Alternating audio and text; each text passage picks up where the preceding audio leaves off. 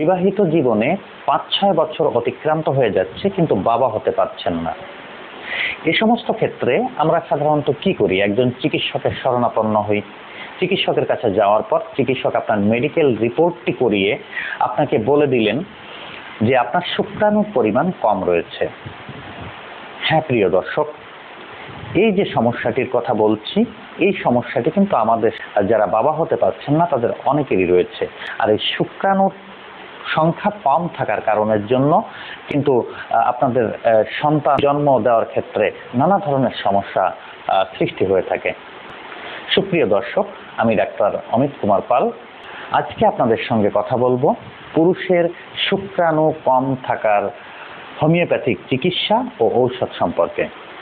তো আশা করি শেষ পর্যন্ত আমার ভিডিওটিকে দেখবেন, কারণ আমার ভিডিওটি যদি আপনার ভালো লেগে থাকে তাহলে অবশ্যই আমাদের ইউটিউব চ্যানেলটিকে সাবস্ক্রাইব করবেন, লাইক করবেন, কমেন্ট করবেন এবং বন্ধুদের সাথে শেয়ার করবেন।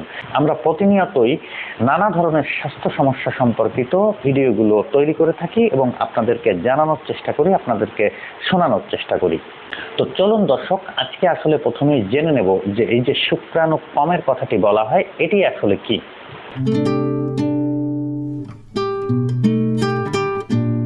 দর্শক, পুরুষের যে সিমেন রয়েছে সেই সিমেনে যদি শুক্রাণুর পরিমাণ পার ml 50 মিলিয়নের কম হয়ে থাকে তাহলে সেটিকে কিন্তু বলা যায় যে শুক্রাণুর সমস্যা রয়েছে।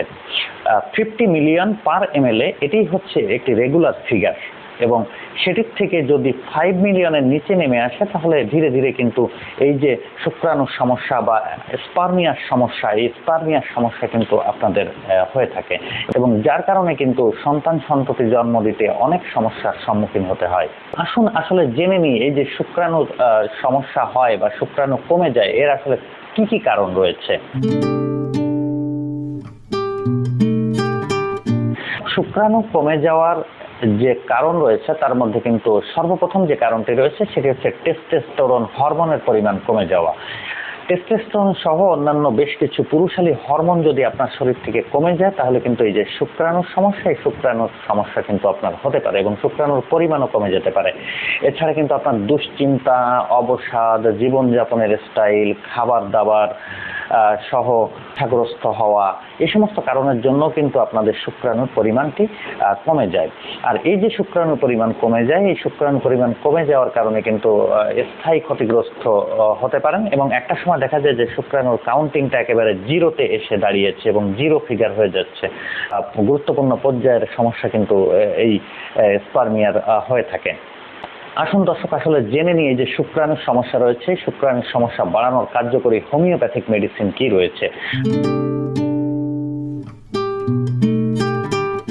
এই যে শুক্রাণু বাড়ানোর হোমিওপ্যাথিক মেডিসিনটি রয়েছে, এই হোমিওপ্যাথিক মেডিসিনটিকে তৈরি করতে গেলে আপনাদের কিন্তু 3টি হোমিওপ্যাথিক মেডিসিনকে নিতে হবে। এই 3টি হোমিওপ্যাথিক মেডিসিনের মধ্যে আপনাদেরকে নিতে হবে ginseng mother tincture. Ginseng mother tincture, ginseng mother tincture নামের যে হোমিওপ্যাথিক মেডিসিনটি রয়েছে এটিকে কিন্তু আপনাদেরকে 20 ml পরিমাণে নিতে হবে, এবং 20 ml পরিমাণে যদি আপনাদের পক্ষে সম্ভব হয় তাহলে অবশ্যই জার্মানি রেকোয়েক কোম্পানির যে 20 ml ফিল্ড প্যাকড বোতল রয়েছে সেই 20 ml ফিল্ড প্যাকড বোতলটিকে কিন্তু আপনারা কিনে নেবেন।